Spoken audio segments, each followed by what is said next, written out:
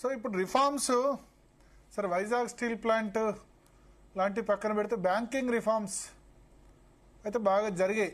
పెద్ద బ్యాంకుల అన్ని చిన్న బ్యాంకులన్నీ కలిపి పెద్ద బ్యాంకులుగా చేశారు. స్టేట్ బ్యాంక్ ఆఫ్ ఇండియా ముఖ్యంగా జరిగింది ఏంటంటే భరత్ 2015 ప్రాంతాల్లో ఈ ప్రభుత్వం వచ్చిన కొత్తలో ఏడాదికి 1,00,000 కోట్ల రూపాయలు జాతీయ బ్యాంకులు నష్టపోతున్నాయి.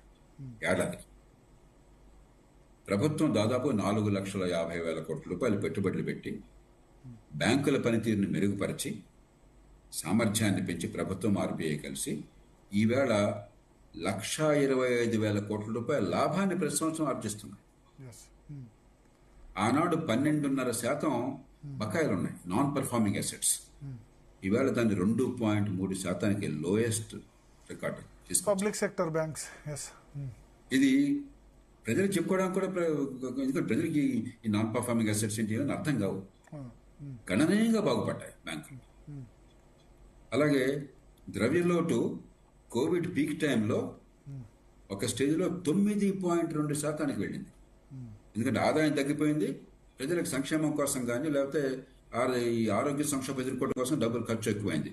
దాన్ని ప్రస్తుతం 4.4% తీసుకొచ్చారు ఈ 4 ఏళ్లలో, 9.2 నుంచి. ప్రపంచంలో ఏ దేశము కూడా ఇంత తక్కువ ద్రవ్యోల్బణాన్ని సాధించాల. కోవిడ్ సంక్షోభం తర్వాత అమెరికా లాంటి దేశాలు కొత్త కొత్తలు ఆడిపోయినాయి. మనకు చాలా సమర్థంగా ఆర్థిక నిర్వహణ చేస్తున్నారు. దానికి మనం అభినందించాలి. సో రిఫార్మ్స్ లో సక్సెస్ స్టోరీస్ లో ఇది ఒకటి మన ప్రభుత్వ రంగ బ్యాంకు. ఖచ్చితంగా. అందుకనే పెట్టుబడులు బ్రహ్మాండంగా పెరిగినాయి. 17 లక్షల కోట్లు గత సంవత్సరం మూల పెట్టుబడులు పెట్టారంటే, రికార్డు స్థాయిలో పెట్టారంటే, ఒకప్పుడు 2 లక్షల కోట్లుంటే అద్భుతం అనుకునేవాళ్ళం.